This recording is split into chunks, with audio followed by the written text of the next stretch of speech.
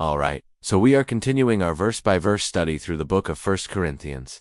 Last time we looked at 1 Corinthians chapter 7, this is Paul's letter to the church in Corinth, and this is chapter 8. So let us go ahead and dive right into this chapter. 1 Corinthians chapter 8 verses 1 through 7. Now concerning food sacrificed to idols, we know that people say an idol is no more than wood or stone, that an idol has no power over us. Since we also have the truth, our conscience, therefore, does not condemn us. But if what we know is what we ought to do, why do we still find ourselves being condemned when we eat? We were indeed condemned because we ate, causing many who were weak in faith to stumble. But this was not done to cause you any harm. I am not so bold as to say to you that what the Gentiles sacrifice, they offer to God. For while the truth is that an idol is nothing in the world, and that there is no such thing as a God who can boast, and yet they all have been made by someone. So what Paul is saying here in verses 1 through 7 is that eating meat that was sacrificed to idols, it's okay to do. But if your conscience is weak and you believe that this is wrong, then you should not eat it because you have a guilty conscience. And it doesn't matter what your conscience says. That matters.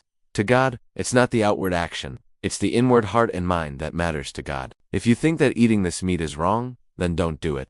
Even though it's right, it's okay to do, but don't do it because your conscience is weak. And Paul says in verse 7, this is not done to cause you any harm. He says, in other words, don't misunderstand my heart. I am not saying what the Gentiles do when they sacrifice to their idols, that they actually are offering it to God. No, he says, although all these idols they may seem like they're nothing, like it's just a piece of metal, or just a piece of wood or stone, but really there's someone behind those idols that is getting the glory. They're receiving worship, they're receiving praise, honor, and glory. And so even though it's not right to sacrifice to them, because they are nothing, they are still getting the glory. So my question for you is, as we start this chapter, what idols do you have in your life that you are giving praise and honor and glory to? What are you giving the highest value to in your life? Because most of us have things that we're placing above God, and we have to make sure that we put God first in our life. We can't put anything above God. Well, that's it for this video. I hope that you enjoyed this video, and I hope that you learned something. I want to hear from you. Leave a comment below, and let me know what you think about this passage. And if you haven't done so already,